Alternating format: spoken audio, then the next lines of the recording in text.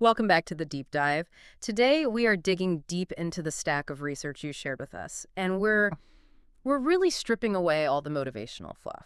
We Yeah. want to find the core operating system behind, real sustained achievement. Right.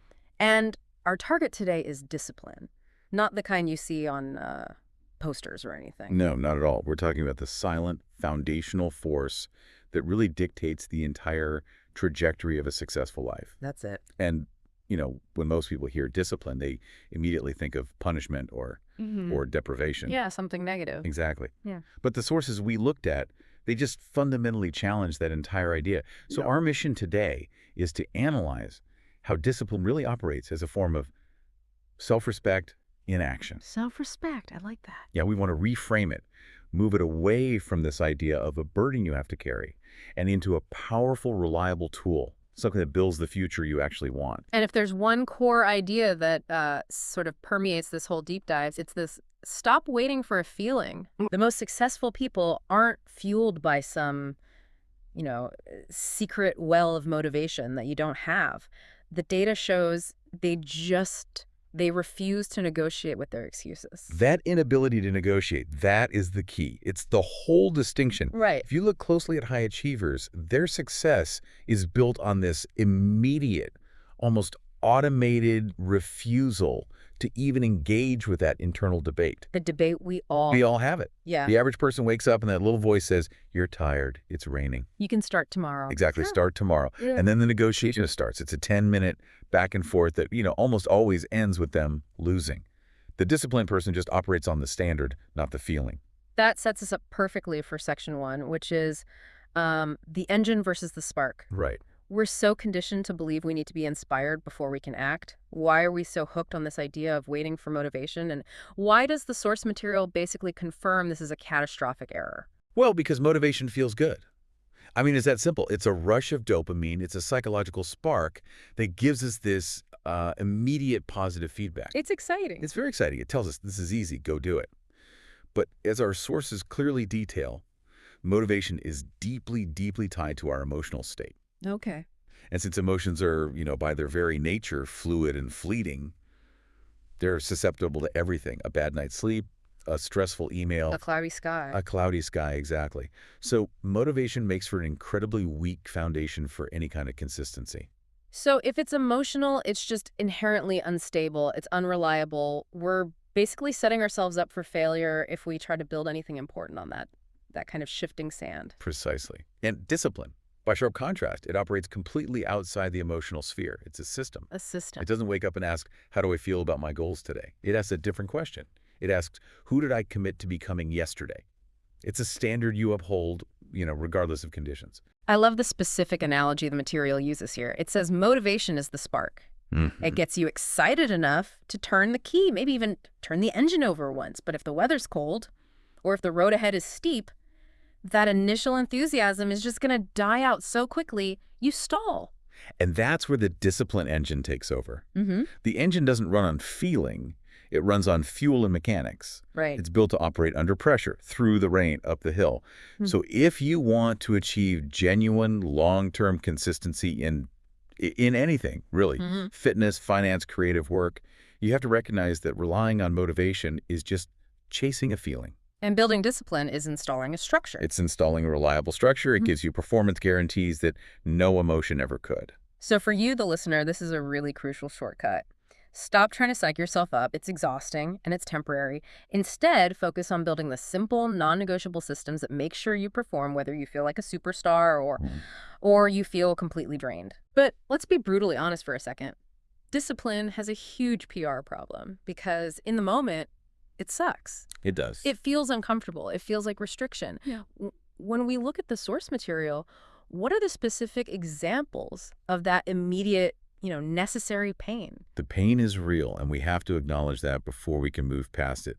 It's the sharp sting of the alarm at 5:30 a.m. when every fiber of your being is just demanding rest. Oh, I know that feeling. We all do. Yeah. It's the social discomfort of having to tell your friends, no, I can't stay out. I have a morning commitment. It's that lonely ache of doing the deep, difficult work when no one's watching, no one's cheering. And the results are months or even years away. Sometimes years away, yeah. It's the brain screaming, why are we doing this when we could be comfortable right now? And that gets right to the core of the psychological battle. If it hurts, why would our system ever choose it? This leads us right to this choice: discomfort versus regret. That primal urge for comfort is so deeply rooted in us.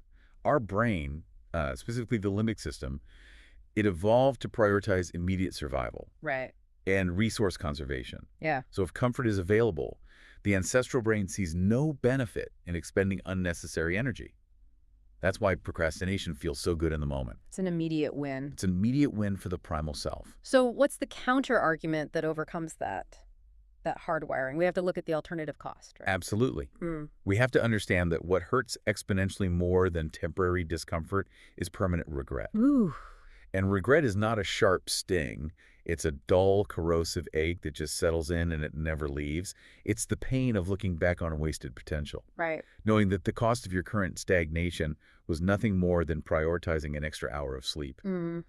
5 years ago. So discipline, then, it isn't self-punishment at all. It's a high-stakes strategic trade-off. That's a great way to put it. It's the conscious, repeated decision to accept a small, immediate, temporary discomfort, to completely eradicate the possibility of that profound, permanent regret later. And every single day presents this internal battle.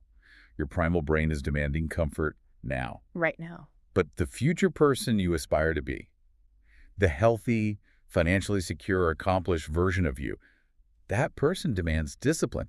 So when you choose to get out of bed, you're making a deliberate, strategic choice to prioritize your future self over your instinctual self. Every small act is a vote. It's a vote for the person you are becoming. Every single one. But that makes the process sound like this constant, draining fight. Which brings us to the next crucial insight from the sources.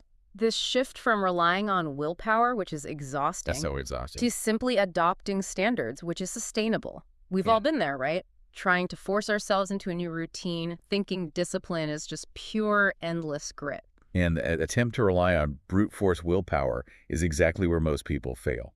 They burn out. Oh. Well, there's a lot of well-established psychological research that shows willpower is a finite resource. It's limited. It's like a muscle that gets fatigued. Okay. So every decision you make all day, what to wear, what to eat, whether to check social media, it all draws down that reservoir of mental energy. By 3 p.m., when you really need that willpower, Yeah. it's already gone. It's a guaranteed losing strategy. So the secret isn't forcing yourself to do things you hate, Yeah. but eliminating the need for force entirely. Yes. The sources offer this beautiful reframing. Discipline is not willpower, it is identity. This is the massive mental shortcut. It's not an action you force, it's a description of who you are. Exactly. When you approach discipline as an identity, you stop wasting energy on that internal conflict. Yeah. So instead of saying, I must exert massive effort to force myself to study tonight, you simply state, I am a student who studies after dinner. It's a shift from doing to It's being. to being. That's it. I can see how that bypasses decision fatigue completely. I mean, instead of debating the choice has already been made by the person you've decided to be. Right. The person who runs every morning doesn't have to decide if they'll run this morning. They just run. It's what they do. Precisely. When discipline becomes baked into your identity, you stop relying on motivation or willpower, which are temporary, and you start relying on standards, Right. which are permanent. Right. Your actions just automatically align with your self-concept. If you define yourself as a trustworthy person, you keep promises. Not because you had the willpower that day, but because breaking the promise would violate your core identity. That friction just vanishes. That's fantastic in theory, but the question remains, how do we actually build this high-achieving identity? It doesn't happen in one big dramatic moment. No, not at all. It has to be built, brick by brick. And the sources really emphasize this. The discipline engine is built in daily, small, often unnoticed micro-decisions. We are not looking for the heroic moment of sacrifice. Yeah. We are looking for relentless consistency in the small stuff.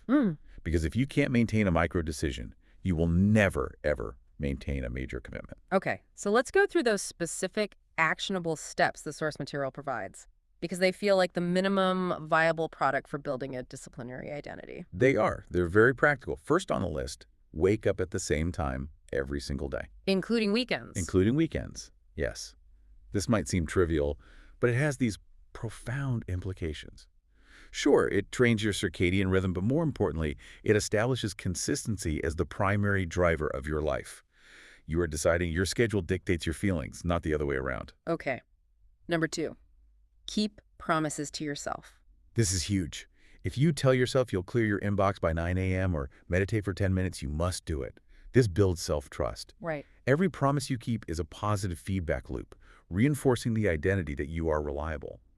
And conversely, every promise you break teaches your brain that you're unreliable, which just destroys discipline. Third, finish small tasks completely. Yes, don't leave things 90% done. Right. If you start the dishes, finish the entire sink, wipe the counters, put the sponge away, that sense of total completion trains your mind to crave resolution and momentum. Which then translates to bigger projects. Exactly. Fourth, train your body, even lightly.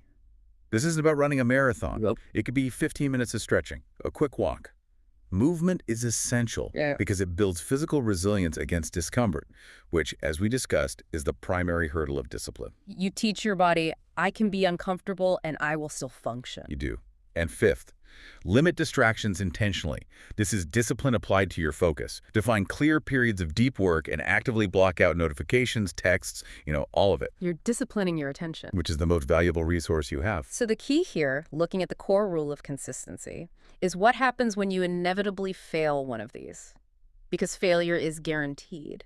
That's a critical point. The core rule isn't be perfect. Nobody is. The rule is, if it's important, do it even when you don't feel like it, and especially after you fail. If you miss your workout, the failure isn't the missed day. The failure is missing it 2 days in a row. The disciplined response is to return to the standard on the very next opportunity with zero negotiation.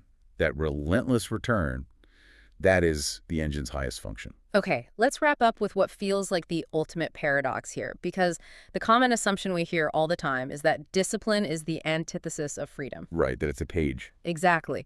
That it means putting yourself in a box, limiting your options, making life dull. How does the source material argue that discipline is, in fact, the ultimate engine of freedom? It's free. It's very counterintuitive, but the sources are definitive on this. Discipline creates freedom. When you lack discipline, you are not free. You're just controlled by your environment, your moods, your impulses. You are forced to react rather than choose. We can trace that causal link pretty easily. Let's talk about financial discipline. If you consistently save and invest, what do you get? Financial freedom. Financial freedom. You are no longer controlled by the anxiety of bills or debt or what you have to do just to get by. You have the freedom of choice. Exactly. And if you apply physical discipline, eating well, moving your body, you gain physical energy and health. You're free from constant fatigue, from the limitations of poor health. You have the energy to actually pursue your interests. And crucially, mental discipline. The ability to control your focus, filter out the noise, manage that internal monologue that creates profound mental peace. It does. You're free from the tyranny of constant distraction and anxiety. That's the big picture. When you master yourself through consistent discipline, when you're no longer controlled by your lower impulses or the chaos of the world, you gain true agency. That internal control is the highest form of freedom. It's the most significant form of power a person can wield. You stop being a passenger in your own life. This deep dive has really shown that discipline isn't about being perfect. It's not about being a robot. It's about showing up for the person you want to become again and again. You don't need a New Year's resolution. You don't need permission. And you absolutely do not need motivation. You need discipline. The path is beautifully simple when you think about it. Start small. Define your standards, those micro decisions that align with your identity, and stay relentlessly consistent, especially when you fail. Let your actions define you. So we'll leave you with this one final provocative thought to consider based directly on the material we've analyzed today. If mastering yourself means the world stops controlling you, what single specific area of self-mastery, maybe it's your focus, your spending, your sleep, what one area could unlock the most significant freedom in your life? Identify it and start the engine with just one micro decision today. Start small, but start now. Thank you for joining us for this deep dive.